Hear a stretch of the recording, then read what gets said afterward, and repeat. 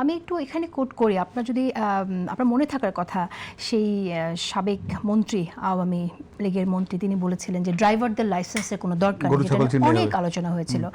তো এখন তো আমরা যেসব মানে যেরকম ঘটনা দেখছি, আসলেই এই সমস্ত দুর্ঘটনার দায় সরকারের উপরেই আসবে।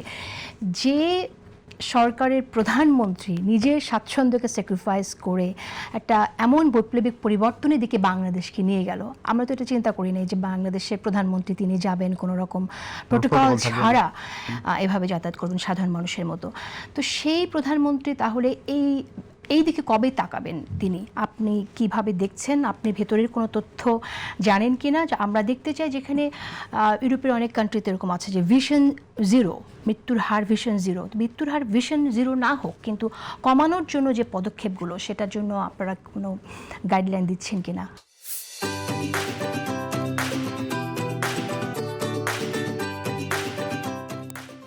ব্যাপারটা আসলে অনেক লম্বা আলোচনা হবে, তো আমি হয়তো সবগুলো জায়গাতে হয়তো টাচ করতে পারবো না। যেটা আশরাফ ভাই বলেছিলেন যে ইন্টিগ্রেটেড পদ্ধতিতে উনি এই যোগাযোগ ব্যবস্থার সমাধানের ব্যাপারটাকে দেখেন।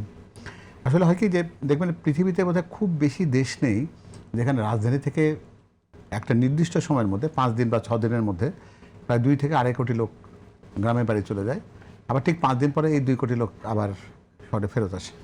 আমাদের পরিবহন ব্যবস্থার সবগুলোকে যদি আপনি একখানে করেন, যতগুলো আমাদের পরিবহন ব্যবস্থাপনা আছে, সরকারি বেসরকারি, রেল বা নৌপথ কিংবা সড়ক পথের, সবগুলো যদি আসন সংখ্যাকে হিসাব করেন, তো দেখা যাবে যে অতগুলো যানবাহন আমাদের কাছে নেই।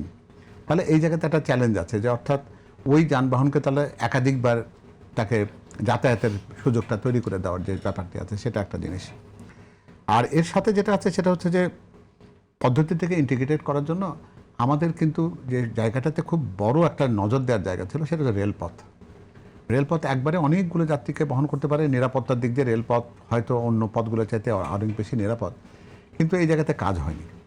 এই জায়গাতে কাজ যদি করা যায় সত্যিকার অর্থে, এবং প্রতি আধ ঘন্টা পর পর যদি আপনি ট্রেন ছাড়ার ব্যবস্থা করতে পারেন, এই জায়গাতে যদি সম্পূর্ণ বিনিয়োগের জায়গাটা যদি এইখানে আনা যায়, তাহলে সেটা কিন্তু একটা নিশ্চয়ই একটা বড় একটা ফলাফল আনতে পারে। কারণ বাসের উপর ভরসা করে বা লঞ্চ, যেটা আমাদেরকে একটা বিভীষিকার মতন করে মনে করিয়ে দেয় যে লঞ্চ দুর্ঘটনা বা বাস দুর্ঘটনা এটা ঈদের সময়কার যেন একটা নৈমিত্তিক ঘটনা, এটা না ঘটলে আমরা অবাক হই, এরকম একটা জায়গাতে চলে গেছে। বিশেষ করে দৌলতদিয়াতে যে ঘটনাটা ঘটেছে, এটা কিন্তু সত্যিকার অর্থে ক্ষমার অযোগ্য। কারণ এখানে যত পক্ষের কথাই বলেন না কেন, এই পক্ষগুলোকে যদি পক্ষাঘাতগ্রস্ত করা না যায়, তাহলে আপনি কিন্তু এই জায়গায় সত্যিকার অর্থে সুশাসন আনতে পারবেন না। জনগণেরও দায় আছে কিছুটা। ফেরিঘাটে আগে তো নামার একটা বাধ্যবাধকতা ছিল, যে না নামলে ওই বাসটাকে ফেরিতে উঠতেই দেওয়া হতো না। তাহলে এটা আস্তে আস্তে এই জায়গাতে শিথিলতা দেখাতে দেখাতে এখন এমন অবস্থা হয়েছে যে কেউ আর বাস থেকে নামেন না। আর যেটি আশরাফ ভাই বলছিলেন যে চালক মনে করে যে তার একটু পান খাওয়ার জন্য সময়টা, হেল্পারকে তো কিছু শেখানো দরকার, এটা তাকে উঠেছে। একটা পল্টনের যে জায়গাতে গার্ড, সেই গার্ডের উচ্চতা 6 ইঞ্চি কেন হবে? সেটা 3 ফিট হলে বা 2 ফিট হলে সমস্যাটা কোথায় ছিল? অন্তত চাকার উচ্চতার অর্ধেক জায়গা পর্যন্ত আপনি রাখবেন। এটা তো একটা ফিজিক্স। আপনি যদি উচ্চতা 6 ইঞ্চি রাখেন, একটা গাড়ির যে ভেলোসিটি, সেটা তো ওটা অটোমেটিক্যালি টপকে গিয়ে পানিতে গিয়ে পড়বে। এটা একটা মর্মান্তিক, চোখের সামনে যে দৃশ্যটি আমরা দেখেছি, এটা দেখার পরে সুস্থ যে কোনো মানুষেরই প্রথম দাবিটাই হবে দুটো বিষয়: ফেরিঘাটে নামতে হবে, আর এই গার্ডগুলোকে, এরকম গার্ডারগুলোকে অরক্ষিতভাবে রাখা যাবে না। এছাড়া আমার কাছে মনে হয় ওই গাড়িটা, যে গাড়িটা আসলে এভাবে পড়ে গেল, সেই গাড়িটা কিন্তু রাস্তাতেও নাকি বারবার প্রবলেম হচ্ছে। তার মানে ফিটনেস ছাড়া যে গাড়িগুলো রাস্তায় চলছে, সেটাও এই যে কথাটি বলছে যে পক্ষের সংখ্যা বৃদ্ধি, এই প্রত্যেকটা পক্ষ কিন্তু এগুলোই চায় যে গাড়িটা ফিটনেস যদি থাকে, তো পক্ষের তো কোনো আয় নেই। গাড়িটা যদি নির্বিঘ্নে যদি ঢাকা থেকে যদি পঞ্চগড় চলে যায়, তাহলে তো পক্ষের আয় নেই। পক্ষকে বাধাগ্রস্ত করবার মতন করে সুযোগ তৈরি করার, ক্ষেত্র তৈরি করাটা পক্ষরা চায়। তো ওদেরকে তো আপনাকে পক্ষাঘাতে আক্রান্ত করতে হবে, অর্থাৎ এদেরকে আঘাতে এমনভাবে দিতে হবে যে ওই পক্ষ যেন নড়াচড়া করতে না পারে। আর সেটা কিন্তু শুরুতেই কিন্তু সেই সুযোগটা আছে। আমি সেই প্রচলিত খুব সহজ প্রবচনে যাব না, যে তারপরেও বলতে পারি অন্তত এই জায়গায় যে এখানে কাজ করার জায়গা তো আছে। জনগণ কিন্তু এই জায়গাতে সমর্থন করবে। কারণ ওই যে ট্যাঙ্ক লরিতে 3 শ্রমিককে যে শাস্তি দেওয়া হয়েছে, জনগণ কিন্তু বলে না যে খুব এটা খারাপ কাজ হয়েছে, প্রতিরোধ করেছে, না এটা করা যাবে না, ঠেকাতে যায়, এটা কিন্তু তারা করেনি। তাহলে সেটাকে শক্তিতে পরিণত করা দরকার, যে না, অর্থাৎ এই সমর্থনটা আমার আছে। বরং তাকে উল্টো কথা বলে যে তুমি এই ট্যাঙ্কের লরিতে ওই পেট্রোল পাম্পে তেল না পৌঁছে দিলে তোমার খবর আছে।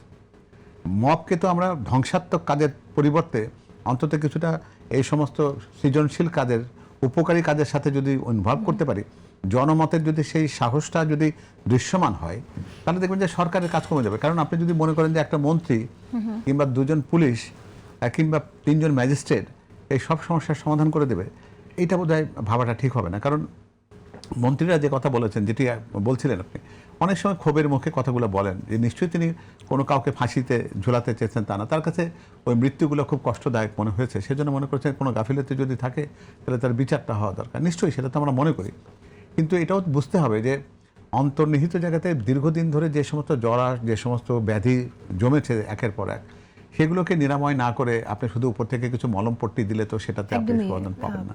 তো সুতরাং কাজ করার জায়গাকে বাড়াতে হবে। অর্থাৎ এই পরিবহন ব্যবস্থাপনাতে এই আপনি যদি ছোট্ট একটা উদাহরণ দিই, যেমন সৌদি আরব শুধুমাত্র হজের মৌসুমে প্রায় 40 লাখ হজ যাত্রীকে পরিবহন করার জন্য বাসগুলোকে অ্যারেঞ্জমেন্ট করে রাখে, সারা বছর বাকি বাসগুলো বসে রাখে।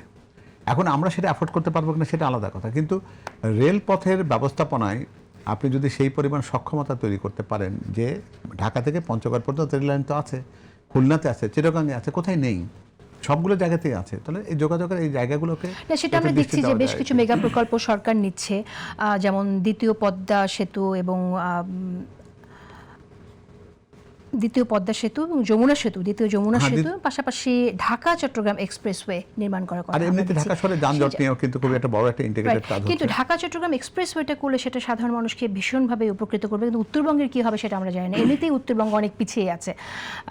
আপনি নিজে উত্তরবঙ্গের মানুষ, আমি একটু শুনবো যে এই পিছিয়ে থাকা, আমরা আজকে শুনলাম যে সংসদে খুব সম্ভবত মহাসচিব এই কথাটা বলেছেন যে অন্তর্বর্তী সরকারে যারা দায়িত্বে ছিলেন তারা নিজ নিজ এলাকার ফান্ড নিয়ে গেছেন। তো আমরা সেদিকে চিন্তা করে দেখি যে উত্তরবঙ্গ আগেও পিছিয়ে ছিল, এখনও পিছিয়ে আছে।